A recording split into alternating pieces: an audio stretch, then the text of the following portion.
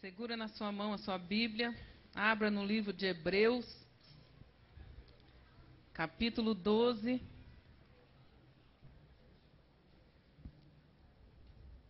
Não deixe o diabo te roubar nada, não se distraia. Hebreus, capítulo 12.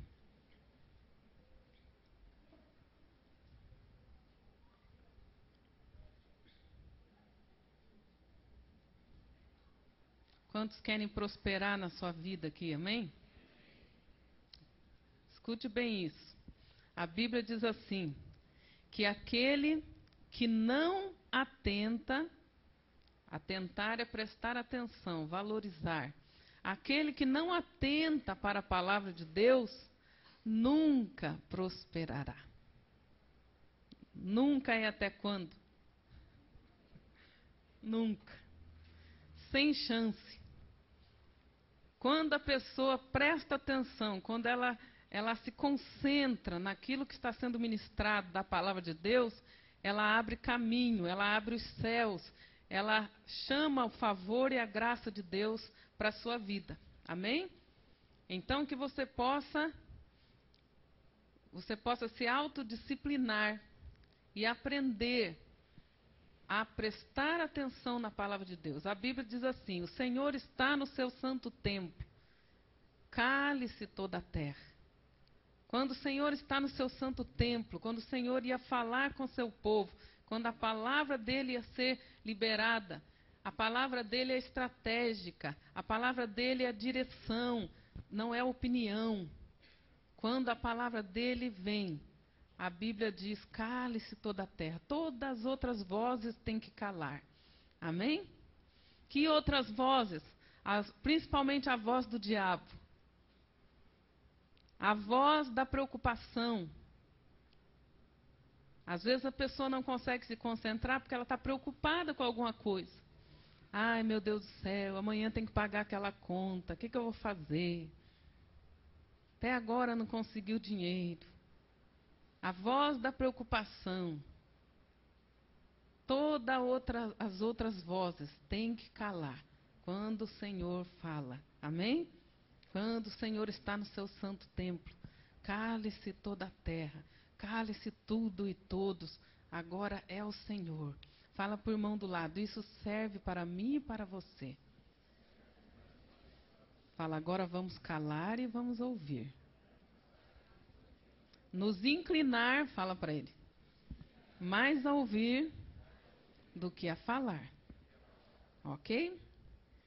Então, para nós prosperarmos, para nós crescermos, atentar plenamente para a palavra do Senhor. Deus colocou no meu coração uma palavra para dar um fechamento em algo que nós já falamos no começo do ano. Ano de 2010 é ano de juízo. É ano de aprovação e ano de reprovação. É ano que aquilo que Deus aprova vai florescer. Mas aquilo que Deus desaprova vai acabar. O 10 fala disso. E nós falamos. Se houvesse casamento com problema, ia aparecer. Se houvesse problema na família, na educação dos filhos, e Deus ia jogar luz e ia aparecer. Tudo que está errado, que estava escondido, ia aparecer nesse ano. E tem aparecido, irmãos. Tem aparecido. Nada fica em oculto quando chega a hora de Deus se assentar e julgar. Quando chega o momento de prestar conta. Quando chega o momento de balanço. Esse é um ano de balanço. É ano de prestar atenção, de ponderar. Nós já vimos, né, Provérbios 4, 22 em diante, daqui a pouco nós vamos ler novamente, onde o Senhor nos direcionava a trazer não uma opinião, mas uma direção para que todos nós, eu e você, a minha casa e a tua casa, o meu ministério e o teu ministério, parássemos para ponderar a veredas dos nossos pés. Quantos lembram disso? Pondera a vereda dos seus pés. Ponderar é analisar onde eu estou caminhando, para onde eu estou indo. Você sabia que às vezes a pessoa, ela quer chegar num destino, mas se ela não ponderar a vereda dos seus pés, sem perceber, ela está tomando um rumo totalmente diferente? Por exemplo, eu perguntei para você, quantos querem prosperar? Se você quer prosperar na vida, a Bíblia já deu uma tremenda dica. Presta atenção na palavra de Deus. Porque se você quer prosperar na vida, mas você não presta atenção na palavra de Deus, você está indo para outro canto, você não vai prosperar. Quantos estão entendendo? Por isso é preciso ponderar as veredas dos seus pés. Onde eu quero chegar na minha vida? O que Deus falou para mim? O que Deus pediu para mim? Ah, mas é que Deus pediu uma coisa para mim e as situações todas são contrárias. É o primeiro sinal que foi Deus que falou com você. Sabia disso? Jesus falou para os discípulos, entrem no barco e atravessem para o outro lado que eu vou encontrar vocês lá. Eles disseram, não, Senhor, o tempo não está bom para entrar no mar essa hora. Nós não queremos ir. A Bíblia diz que Jesus os obrigou.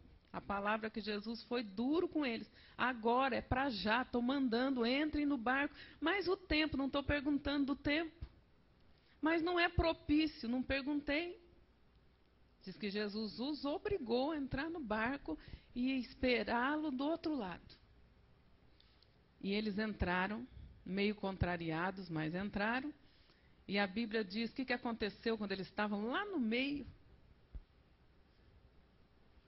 O que aconteceu? Bem no meio. Nós estivemos bem no meio do rio, lá de Tiberíades, que é o mesmo mar da Galileia. Lago de Tiberíades e o mar da Galileia, quando você lê na Bíblia, é a mesma coisa. Nós estivemos lá parados bem no meio para meditar, irmãos. E foi muito forte quando nós fomos em Israel. Bem no meio do caminho costuma acontecer as tempestades. E você está no meio do caminho. Você pode decidir voltar ou você pode decidir continuar. Você está no meio do caminho. Talvez você está nesse ponto. Ah, pastor, eu parei para ponderar o meu caminho. E eu descobri que eu não sei se vale a pena continuar. Está tão difícil. Eu comecei tão empolgado, eu comecei tão feliz, eu tinha tantas expectativas. Mas agora que eu estou no meio do caminho, eu não sei se eu quero mais continuar. Está tão difícil. Hoje nós vamos ver aqui, irmãos. Quem está no meio do caminho, guarde bem isso. É a mesma distância para ir e a mesma distância para voltar. Pondera a vereda dos teus passos. Onde você quer chegar? Eu quero ficar frustrado o resto da vida e ser derrotado? Ou eu quero continuar perseguindo aquilo que Deus me falou? Você pode dar um passo para frente ou dar um passo para trás quando você está no meio. A tua fé está sendo provada. O diabo fala para você, você não tem fé para continuar, mas ele é mentiroso, porque você já andou metade do caminho. Fala para o irmão, ele é mentiroso, agora você pode falar, fala aí. Fala, você já andou metade do caminho, irmão. Fala para ele assim, só precisa dar mais um passo para frente.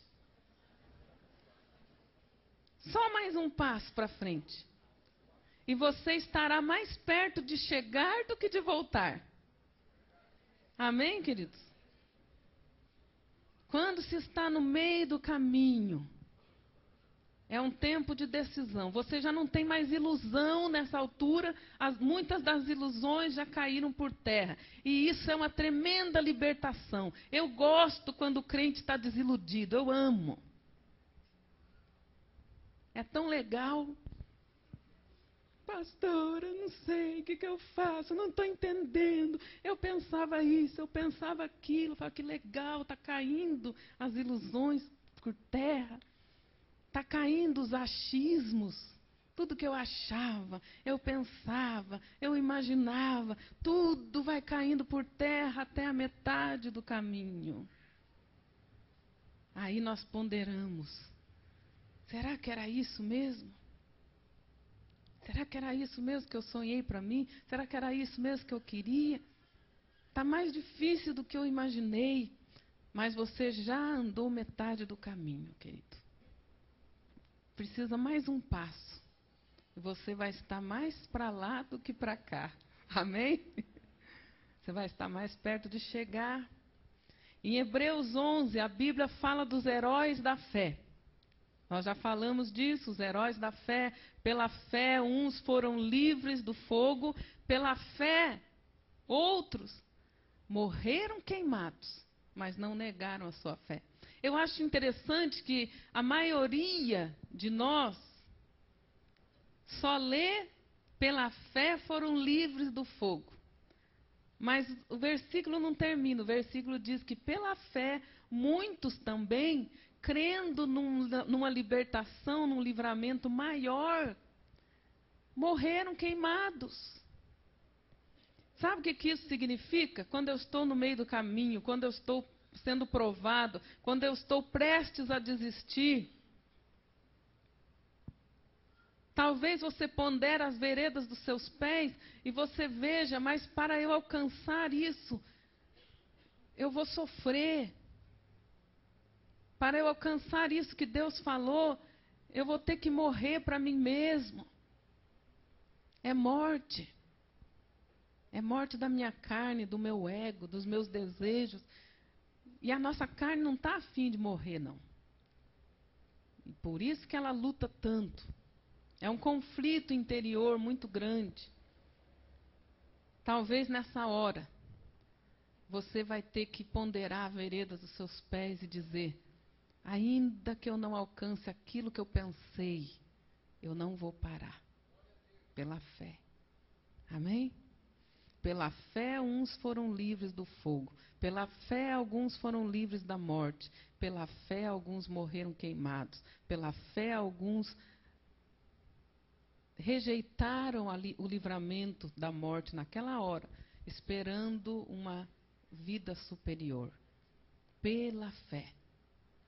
Pela fé, você pode receber a resposta disso que você está pedindo. E pela fé, maior ainda que você não receba, você persevera e continua do mesmo jeito. Isso é fé. E ele fala ali, todo o livro, todo o capítulo 11, ele fala vários exemplos. Pela fé, Abraão, pela fé, Sara, pela fé, Gideão, pela fé, tantas pessoas.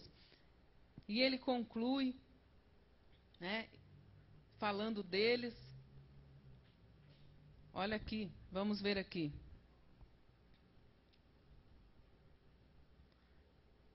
Vamos ver do verso 33 do 11 em diante, para você entender. Os quais pela fé venceram reinos, praticaram a justiça, alcançaram promessas, fecharam a boca de leões. Oh, maravilha, até aí, né? Apagaram a força do fogo, escaparam ao fio da espada, da fraqueza tiraram força, tornaram-se poderosos na batalha, puseram em fuga exércitos de estrangeiros. Mulheres receberam pela ressurreição os seus mortos. Uns foram torturados e não aceitando o seu livramento para alcançar superior ressurreição. Aqui parece que dá vontade de pular esse versículo, né? Pela fé afugentaram o inimigo, nós gostamos. Pela fé foram livres, nós gostamos. Mas quando chega aqui, que eles foram torturados, que eles preferiram morrer, mas para receber a ressurreição. Preferir morrer não faz sentido, mas isso também é fé. Pela fé foram torturados, não aceitando o seu livramento.